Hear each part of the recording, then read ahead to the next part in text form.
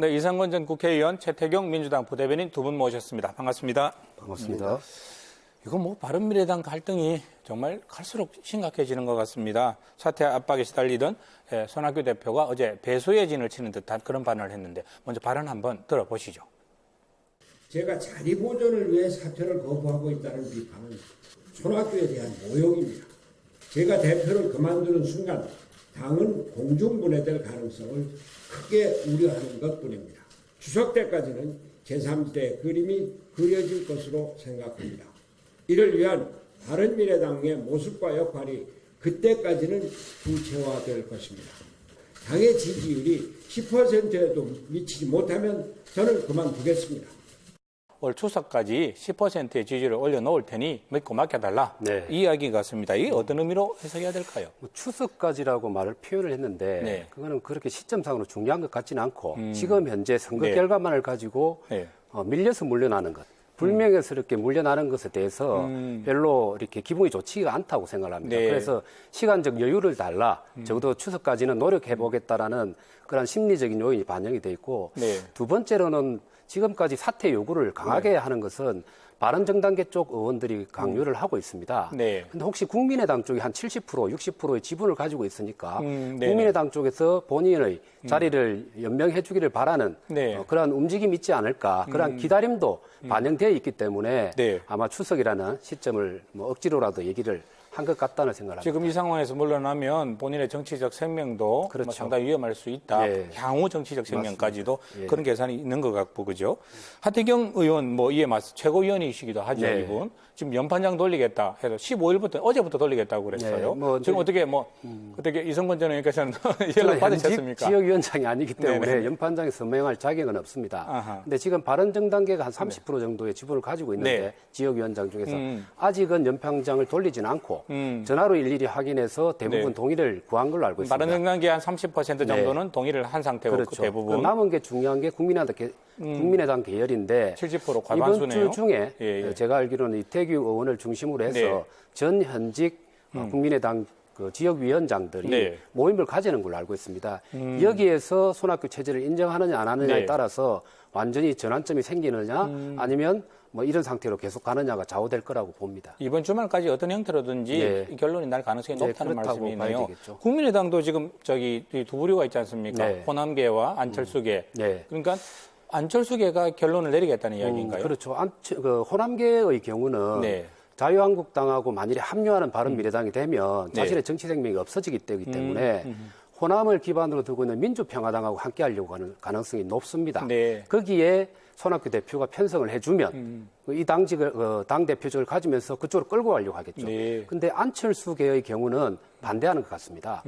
전형적인 경우가 이태규 네. 의원이 요 최근에 발언을 보면 손학규 대표에 대해서 네. 사퇴하든지 아니면 재신임을 묻든지 네. 둘 중에 하나 선택을 하라 강요를 했습니다. 그 말은 손학규 체제를 인정하지 않는다는 것이죠. 어쨌든 이번 주말까지 안철수계로 이야기되는 국민의당이 네. 어떻게 할까 한번 지켜봐야 될 네, 거고 그렇습니다. 이 대목에서 좀 복잡하게 얽혀 있어서 간단히 좀 정리를 해봤으면 좋겠는데 우리 저 바른미래당 계보더라고 해야 될까 역사라고 해야 될까요? 지금 이제 바른정당과 국민의당으로 나눠져 있다가 두 당 다 2016년 초와 말에 지금 창당이 됐어요. 그래서 바른미래당으로 합당이 됐고 지난해 9월에 손학규 대표 체제로 됐는데 이 역시 이번 보궐선거에서 아주 낮은 득표를 기록하는 바람에 지금 흔들리고 있는 양상입니다. 안철수 등판해라, 유승민 등판해라 이런 이야기들이 있습니다. 최태경 대변인 어떻게 생각하십니까? 뭐 냉정하게 좀 이야기 네. 첫 질문부터 대답을 해야 될 것 같은데요. 네. 예, 배가 각 가라앉고 있는데 안철수 전 대표든 유승민 전 대표든 선장으로서 다시 길을 잡으려고 할 것 같지는 않습니다. 그리고 양 이 계보의 수장 어느 네. 한쪽이 당 대표를 만든 것을 네. 어느 한쪽에서 찬성할 리도 없다고 봅니다. 지금 바른미래당이 다음 총선에 네. 예, 그 종속 변수가 가능할 것인가 정도의 정도의 현재로서는 분석이 가능한 정도의 소재인데 이것이 이제 첫 질문으로 놓았기 때문에 좀 솔직히 말해서 의아했고요. 네. 지금 한 가지만 덧붙이자면 손학규 대표 같은 경우에는 네. 지금 이런 처지입니다. 바둑을 두다가 네. 몇 수 두지도 않은 상태에서 불개패로 네. 돌을 던져야 되는 상황입니다. 그래서 이분 같은 경우는 추석까지 시간을 달라고 하는 것은 네. 마치 본인의 허망한 정치 인생을 음미할 시간을 6개월이나 달라고 하는 것 같은 이야기라고 봅니다. 그래서 그 기간을 기다려줄 네. 그 의원들은 저는 거의 없다고 보고요. 연명 치료가 무슨 의미가 있느냐 이런 예, 말씀이시네요. 그래서 네. 아마 오랜 시간이 걸리지 않아서 네. 아마 어떤 식으로든 어떻게 분열하고 어떻게 제 살 길을 찾을 것인가 그 셈법만 남아있다고 봅니다. 저도 뭐 일정 부분 동의를 합니다. 네. 방금 질문이 안철수, 유승민의 등판론인데 네. 실제 가능성은 좀 높지 않다고 생각합니다. 이 두 분이 와도 뭐 특별하게 묘책은 없을 가능성이 높습니다. 네네. 이미 뭐 지금 저 총선 1년으로 다가가면서 보수 진보라는 거대 정당의 싸움으로 돌입해 있기 때문에 네. 가운데 있는 작은 새우가 등만 터지지 독자적인 세력화를 하기는 어렵다고 봐야 되고 네. 그러니까 안철수 대표도 그렇고 유승민 대표도 머릿속에는 바른미래당을 가지고 어떻게 해보겠다기보다는 네. 정계 개편의 어떤 흐름을 어떻게 형성할 것이냐 아. 이 고민에 있기 때문에 굳이 나서서 네. 대표를 맡으려고 할 가능성은 높지 않다고 해석을 합니다. 저는 예. 그리고 이 지점에서 가장 안타까운 거 하나는요. 우리 한국 네. 사회에서는 자유민주주의가 무엇인가에 네. 대한 토론이 본격적으로 활발하게 있었던 적이 없는 것 같아요. 네. 그래서 계속 자유한국당 같은 경우에는 자유민주주의를 외치고 있지만 네. 그리고 민주당에서는 자유민주주의 아니다. 극우주의 정당이다. 이렇게 하고 네. 있잖아요. 그죠? 네. 근데 정작 자유민주주의가 무엇인가 토론이 본격화된 적이 한 번도 없어요. 그래서 이런 토론이 필요하고 이 사실은 이 논쟁을 정리할 수 있는 참 좋은 정당이 바른미래당이었습니다. 제가 네. 보기에는. 왜냐하면 극우 보수주의가 아닌 개혁적 보수주의를 보여주겠다고 우리 유승민 전 대표께서 강조하셨잖아요. 그죠? 네. 하지만 이것이 현실 속에서 실패함으로써 과연 자유민주주의가 무엇인가에 대해서 실천적으로 담론적으로 국민들에게 설명할 기회가 소멸되고 있는 것. 이 지점이 한국 정치의 비극이라고 저는 생각합니다. 또 한편으로는 바른미래당의 득표가 아주 굉장히 중요한 캐스팅 보드가 될 수 있기 때문에 바른미래당이 획득하는 표가 네. 과연 자유한국당 표를 일부를 손상시킬지 바른미래당이 민주당을 손상시킬지를 중도가 가지는 의미가 그것을 부차하게 분석하기가 네. 힘들고요. 그리고 네. 그 변별력이 크지 않다고 저희들은 보고 있습니다. 내년 총선은 아마 네. 뭐 전국적으로 보면 호남이라든지 영남권의 경우는 양 정당 중에서 독점을 하고 있으니까 네. 별 차이가 없겠지만 전국판을 보면 수도권 중심으로 해서는 박빙의 선거가 벌어질 거라고 봐야 됩니다. 네. 그랬을 때 바른미래당이 현재 이대로 존재를 해서 선거를 치르게 되면 가장 손해를 보는 정당은 자유한국당이 됩니다. 아까 말씀한 것처럼 어디에 마이너스가 될지 모른다고 했지만 실제 일반 유권자들이 판별을 하기로는 바른미래당은 보수에 기반한 정당이라고 보는 네. 게 일반적인 상식입니다. 중도 그래서 보수. 중도 보수라고 네네. 보죠. 성산 같은 경우 마찬가지 아닙니까? 네네. 만일에 바른미래당이 3.7%가 없어지고 그게 어디로 가느냐 했을 때는 자유한국당으로 갔을 가능성이 그 표 높고 중에 더 많은 포션이 예, 그렇죠. 자유한국당으로 예, 그렇죠. 갔을 그래서 것이다. 내년에 그런 네. 양상이 벌어질 가능성이 높기 때문에 자유한국당에 가장 손해가 간다고 봐요. 어느 정도 일리가 있지만 네. 손학규 대표 네. 또한 그 후견 세력으로 안철수 이런 분들이 또 다음 총선을 주도한다면 바른미래당이 살아남아서 그분들이 꼭 자유한국당에 더 가깝다 보기도 또 애매하면 또 존재하는 건 사실입니다. 예.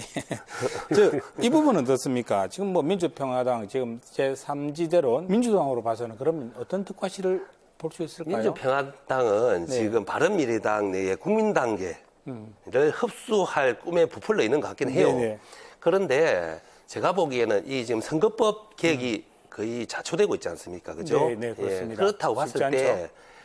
제3당, 4당, 5당이 네. 선전하기는 참 힘들 것 같아요. 근원적인 한계가 있는 것 같고요. 그리고 제가 보기에는 바른미래당의 다수는 결국 자유한국당으로 많이 넘어갈 것이고 네. 국민의당계도 일부는 저는 민주당으로 올 것이라고 봅니다. 그렇다고 봤을 때 규모 있는 제3지대로는 네. 저는 불가능하다고 봅니다. 만약에 바른미래당이 안철수와 뭐 손학규 이런 분들이 네. 이 주류를 자리를 잃지 않고 민주당과 합당을 많이 시도한다 칩시다. 네. 그러면 무조건 당헌 투표를 거쳐야 됩니다. 우리 근데 뭐 민주당 반대가 날 수도 있을 때 되고 예, 이거죠. 당헌이 결정하게 지금 되어 네, 있습니다. 알겠습니다. 우리 지역으로 한번 넘어가 보겠습니다. 우리 바른미래당 우리 지역에 있는 분들 한번 명단을 볼까요? 네. 그리고 제일 가운데 또 이성권 전 의원이 위치해 있습니다. 혼자 와 있었습니다. 예. 이게 당대당 통합 또 개별 뭐 입당 이런 여러 가지로 지금 뭐 생각이 복잡할 텐데요. 어떻습니까? 네, 뭐 모니터에 놓은 정치인들이 부산의 경우는 다 40대, 50대의 네. 젊은 정치인이고 또 중도 보수를 지향하는 네. 사람들인데 다 생각이 똑같습니다. 지금 현재 총선을 앞두고 문재인 대통령, 문재인 정부의 실정을 막기 위해서는 야당이 분열해서는 안 되고 통합을 해야 된다는 생각은 네. 동일하게 가지고 있습니다. 그래서 보수 중통합을 하든 대통합을 해야 된다는 생각은 거의 동일하다고 봐야 됩니다. 그러나 개인적으로 보면은 조금씩 차이는 좀 있는 것 같아요. 이현주 의원의 경우는 손학규 대표에 대해서 찌질이 뭐 이런 네.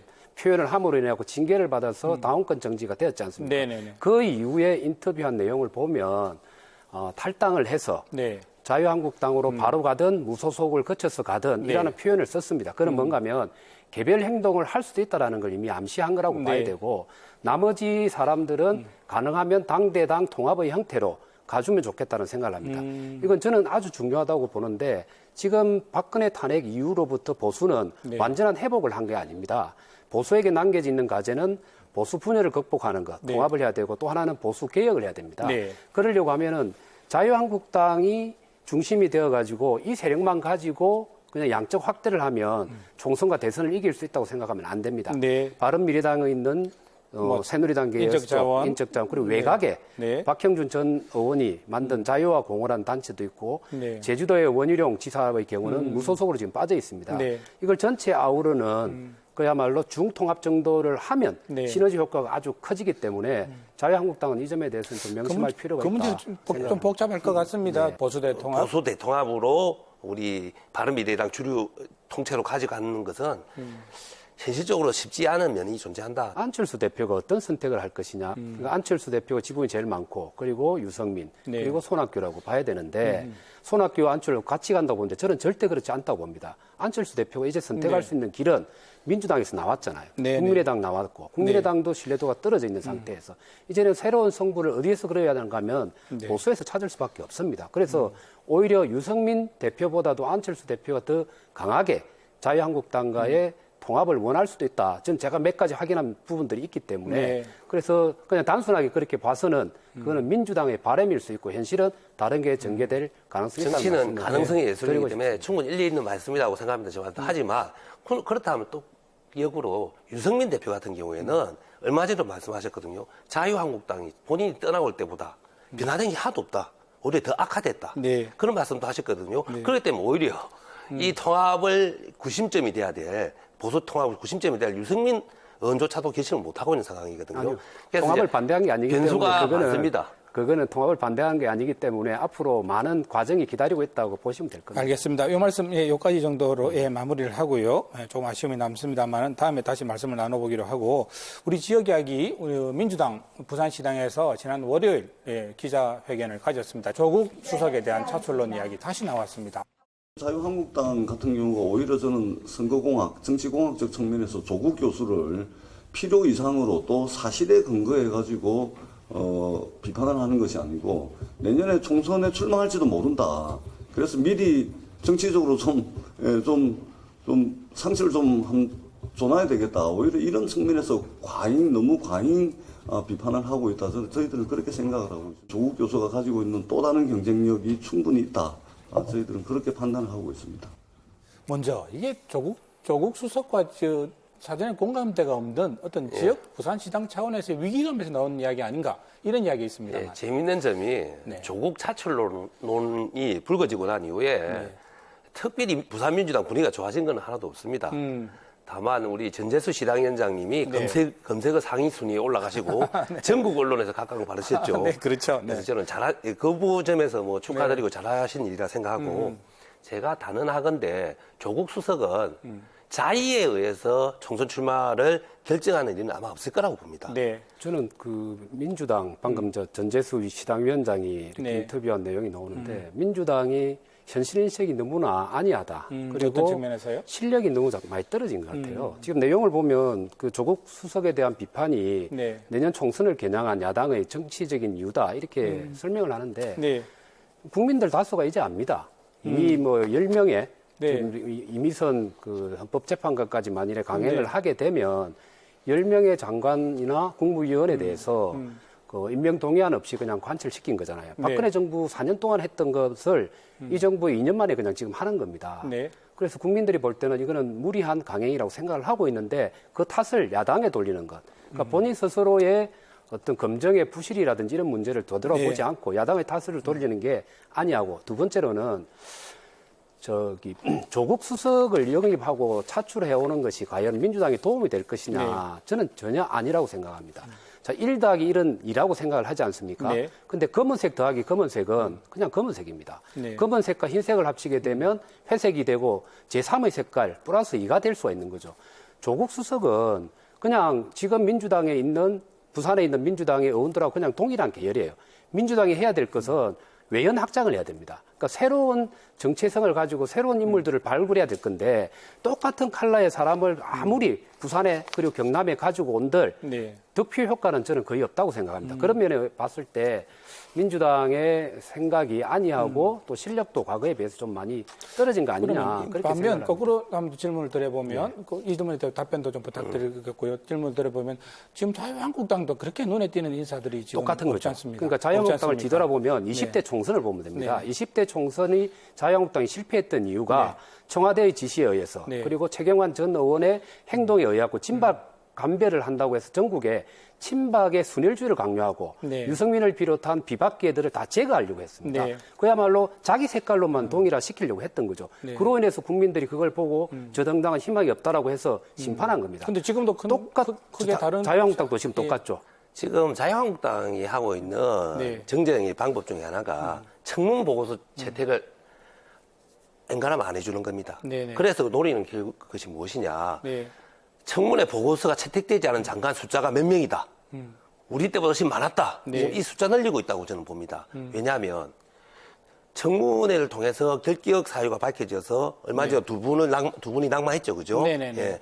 그런데 나머지 현격한 문제가 없는 경우에도 무조건 반대를 하고 있어요. 청문회 보고 네. 채택을 안 해주고 있습니다. 그래서 이것을 여론조사를 한 적이 있습니다. 네. 그래서 청문 보고서 채택되지 않았지만 다수의 결격 사유가 있는 분들을 네. 국민 조사하니까 가반 이상이 반대하지 않았습니다. 그렇다고 봤을 때 대통령 책임자에서는 네. 장관을 임명하고 거기에 대한 정치적 책임도 대통령이 지는 겁니다. 다만 국민 여론이 50% 이상이 장관 임명을 반대한다면 네. 그 여론은 길을 기울일 필요가 있겠죠. 그죠?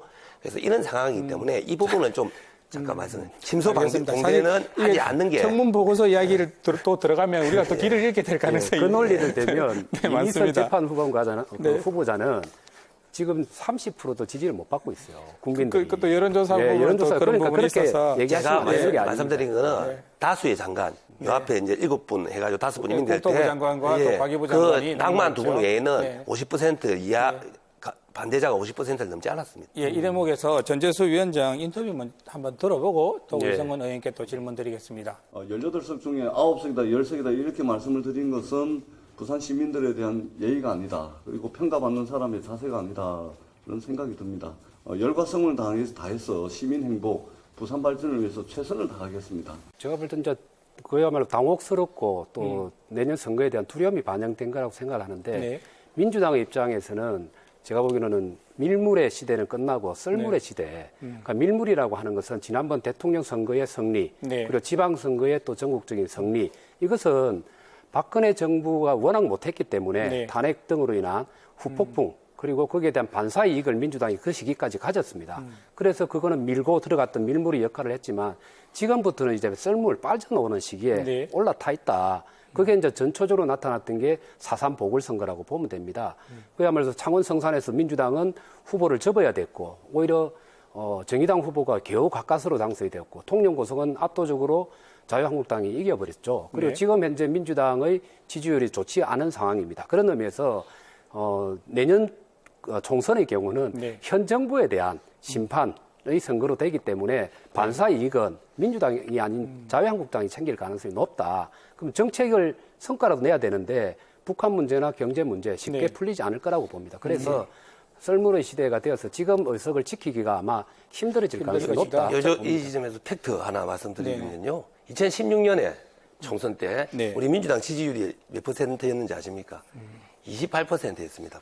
전국 지지, 부산 경남 예. 지지율이 네. 28%인데 부산에서 5석을 얻었습니다. 네. 예, 그래서 지금은 그때보다 더 높죠, 그죠? 자유한국당과 격차도 아주 좁혀져 있고, 그래서 5석보다 더 높아진다고 보는 것이 그런 식으로 봤을 네. 때 전혀 문제가 없고요. 또 하나 중요한 것은 앞으로 남은 기간 동안 그 문재인 대통령은 지금 3년 차라 하지만 임기 절반도 안 지나갔습니다. 네네. 예, 그렇고 그 내임덕이 와야 될 시기도 아니고요. 네. 오히려 올 연말까지 남아 있는 것은 북미 정상회담, 그리고 남북 정상회담, 네. 그리고 곧 우리 당에서 가장 추구하는 평화가 곧 경제다. 네.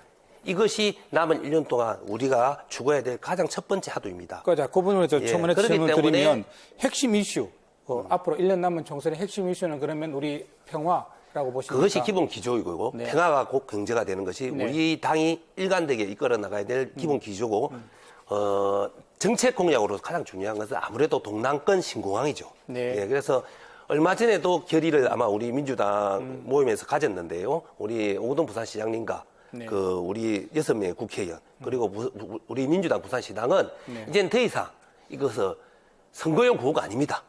동일합니다. 네, 예, 어떻게 뭐 보십니까? 아무래도 경제가 기본에 깔려 있다고 네. 봐야 되는데 현 정부의 경제 정책을 이대로 밀고 가면 또 혹은 현 정부의 노동 정책을 이대로 밀고 가면 네. 절대 좋은 성과를 낼 수가 없다. 그래서 스스로가 위기를 초래할 가능성이 높다고 일단은 보고 네. 북한 문제 역시 남북 정상 북한 현 정부와 네. 예, 북한과 미국. 북한과 미국 이렇게 네. 되는데 미국 방문을 해서 이번에 굿 이너프 딜이라는 뭐 네. 단계적인 제재 완화를 트럼프 대통령이 설득을 하려고 했지만 트럼프 대통령은 북한 설득해라. 네. 우리는 그냥 빅딜이다라고 했잖아요. 그런데 이런 상황 속에서 북한에서는 현 대통령에 대해서 오지랖이 넓은 행보 그만하고 네. 그냥 우리 편 들으라고 합니다. 네. 가운데 끼어서 탈출구를 찾기가 아마 쉽지가 않을 겁니다. 그래서 대북 문제에 있어서도 성과를 내기가 힘들기 때문에 이 두 가지에서 상당하게 궁지에 몰려서 선거를 맞이할 가능성이 높다. 일단 남북 생각합니다. 문제가 중요한 이슈인 건 분명한데 네. 쉽지 않을 것이라는 쉽지 말씀. 않다고 저는 봅니다. 그다음에 또 경제 문제도 있을 네. 것이고, 예, 그렇게 말씀을 근데 듣는 것으로, 예, 좀 외교전은 포커 게임이랑 네네. 마찬가지입니다. 자기 패를 그렇게 쉽게 드러내지 않습니다. 여전히 희망적이라고. 항상 그 얘기를 지금까지 네. 해왔었어요. 민주당에서. 양날의 칼이 예, 누구를 향할지 한번 지켜보겠습니다. 오늘 토론회에 임해 주셔서 대단히 고맙습니다.